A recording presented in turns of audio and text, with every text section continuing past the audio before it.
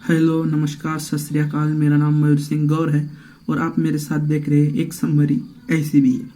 अगर समरी की बात की जाए तो समरी में हम अगर इस टॉपिक पे बात कर रहे हैं नामदेव राव जाधव लिखित गई किताब गनिमी कावा।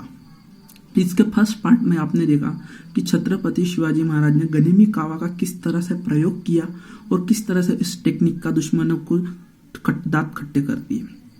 अब अगर बात करी जाए तो छत्रपति शिवाजी के महाराज के बाद इस टेक्निक का इस्तेमाल किया गया है तो छत्रपति संभाजी महाराज द्वारा। छत्रपति संभाजी महाराज के संशय में अगर बात की जाए तो छत्रपति संभाजी महाराज एक वीर और एक बुद्धिमान और एक कुटिज्ञ शासक थे। इनके शासन काल में इन्होंने कई लड़ाई लड़ी है और हर लड़ाई में यह जीते। इन्होंने हार का कभी सामना नहीं किया। तो छत्रपति संभाजी महाराज का अगर बाल्यकाल पे बात किया जाए तो उन्होंने बाल्यकाल में कई प्रकार के ग्रंथ लिखे गए।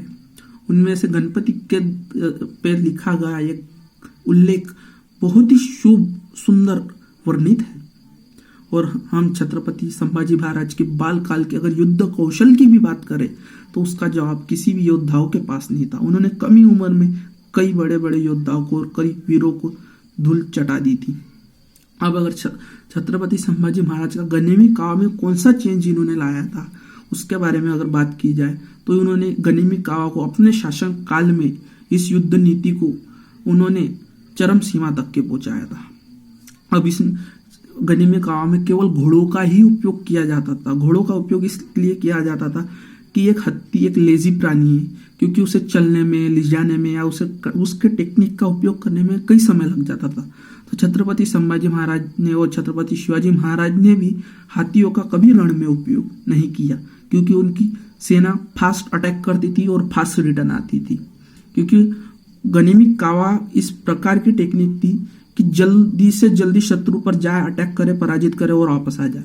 इस प्रकार की टेक्निक थी। तो इसमें छत्रपति संभाजी महाराज ने मेवाड़ द्वार से ऊंटों पे रखने वाली तोपें शामिल की कि जिससे शत्रु को अगर हम पहाड़ी इलाका हो या कोई भी ऐसा इलाका हो जहां तक के हम तोपें ना ली जा सके। एक तो गनिमी कावा में तोपों का इस्तेमाल होता था ही नहीं, पर इन्होंने थोड़े से चेंज किए थे कि ऊंट पे रहने वाली तोपें रखी थी कि शत्रु पर अगर एग्जैक्टली अटैक करना पड़े तो उसका उपयोग कर सके। फिर उसके बाद उन्होंने जयपुरी तलवार के धातु मंगवाया गया, जयपुर से फौलाद मंगवाया गया, उसकी तलवारें बनाई गई और तलवारी का साइज और मॉडल छत्रपति शिवाजी महाराज ने पहले ही डिजाइन किए हुए साइज और मॉडल था उसके हिसाब से ही रखा गया। तो छत्रपति संभाजी महाराज की बात करें तो इन्होंने गनिमी कावा का इस तरह से उपयोग किया। इन्होंने नाव में जो लोग थे, जो पोर्तुगीज थे, वो भारत में व्यापार करने आए थे, वो उनके बीच में, अंग्रेजों के बीच में या जितने भी विदेशी ताकत थी उनके बीच में छोटे छोटे युद्ध होना स्टार्ट हो गया था। यह बात छत्रपति संभाजी महाराज के समय में आ गई थी। अगर इन्हें तटबंदी में इलाका दिया गया तो ये हिंदुस्तान के अंदर घुसने में ज्यादा समय नहीं लगाएंगे। तो छत्रपति संभाजी महाराज ने पहला निर्णय ये लिया कि पहले हम इनकी तटबंदी करवाए, इन्हें तट तक की सीमित रख दे, यह देश के अंदर प्रवेश करना पाए। तो इन्होंने कई सामुद्रिक लड़ाई लड़ी और इसमें भी कई प्रकार के चेंज लाए गए। इन्होंने तोप को संकल्प किस तरह से बांधनी है, तोप का उपयोग किस तरह से करना है और शत्रु को तोपों द्वारा किस तरह से हराना जाए।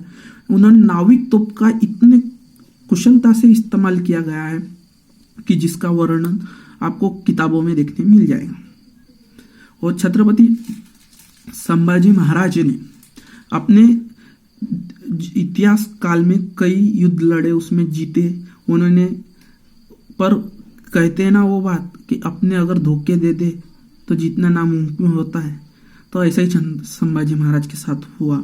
उनके प्रिय साथी ने, जब वो गुप्त रूप से किसी से मिलने जा रहे थे, उस समय जानकारी उन्होंने औरंगजेब के सरदारों तक के पहुंचाई। उन्होंने आया और निशस्त्र छत्रपति संभाजी महाराज को बंदी बनाया और उन्हें हार का सामना करना पड़ा।